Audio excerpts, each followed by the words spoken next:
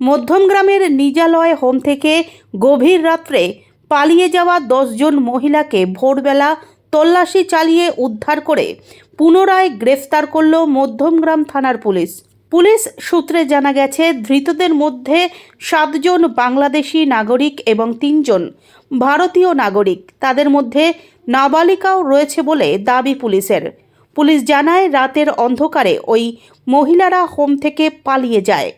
ঘটনার কথা জানাজানি হতেই হোম কর্তৃপক্ষ মধ্যমগ্রাম থানায় লিখিত অভিযোগ দায়ের করে।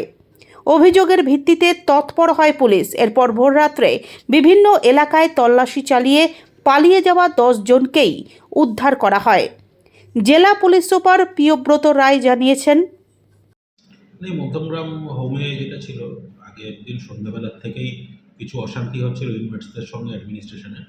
তো তারপরে সেখানে প্রথমে পুলিশ যায় এবং প্রাথমিকভাবে ঘটনাটাকে শান্ত করা হয়। তারপরে গভীর রাতে মোটামুটি 12:30 নাগাদ আবার ইনমেটসদের সঙ্গে অ্যাডমিনিস্ট্রেশনের সমস্যা শুরু হয়। ওদের একাধিক দাবি ছিল, সেই দাবিগুলো ওরা মানছে না বলে অ্যাডমিনিস্ট্রেশন এটা নিয়ে ইনমেটসদের সঙ্গে ঝামেলা, এবং এই ঝামেলার সুযোগ নিয়ে বেসিক্যালি 10 জন ওখান থেকে ইনমেটস তালা খুলে জোর করে ওরা পালিয়ে যায় ওখান থেকে। তো তারপরে সেই ঘটনার প্রেক্ষিতে সঙ্গে সঙ্গে মধ্যমগ্রাম থানায় জানানোর পরে পুলিশ সক্রিয়তার সঙ্গে তাদেরকে খোঁজা শুরু করে, এবং ওই দিন 1 থেকে 1.5 ঘন্টার মধ্যে আমরা 10 জনকেই পেয়ে যাই। তার মধ্যে 7 জন ছিল ফরেন ন্যাশনাল, মানে বাংলাদেশি তরুণী ছিলেন, এবং 3 জন ইন্ডিয়ান, যার মধ্যে 2 জন আবার মাইনর। এদের সঙ্গে গন্ডগোলটা কি? এদের কি কোনো ইলিগাল কাজে অ্যাক্টিভ করা হচ্ছিল, এরকম কিছু বিষয়? না, এরা বেসিক্যালি বলছিলেন যে ওখানে হোমে যেটা আছে সেখানে থাকার ব্যবস্থা বা ওদের খাওয়া দাওয়ার ব্যবস্থা এইটা নিয়ে বলছিলেন যে বিলো স্ট্যান্ডার্ড আছে, সেই নিয়ে ওদের বেসিক ক্ষোভ। এটা ছাড়া আর কোনো না, এছাড়া আর কোনো ওরা অভিযোগ কিন্তু করেন। এদেরকে এবার কি করবেন? ওই একই হোমে পাঠানো হবে নাকি? আপাতত আমরা এদেরকে থানায় এনে আমরা কোর্টে পাঠানো হবে। কোর্টের যে ডাইরেকশন হবে সেই ডাইরেকশন অনুযায়ী ওই হোমে বা অন্য হোমে সেটা মাননীয় আদালত যা বলবেন সেই হিসেবে পুলিশ কাজ করবে। উদ্ধার হওয়া 10 জনকে এদিন বারাসত আদালতে তোলা হয়।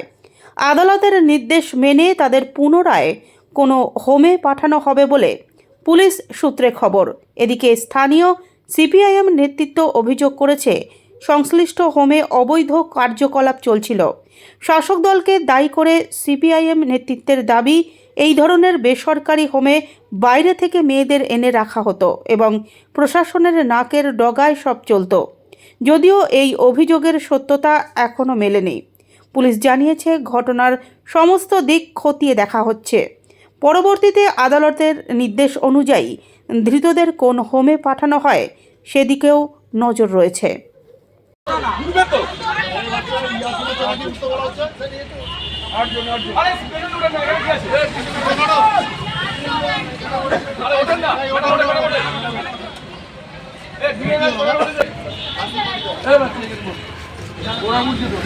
বাবু বাইরে বসে না,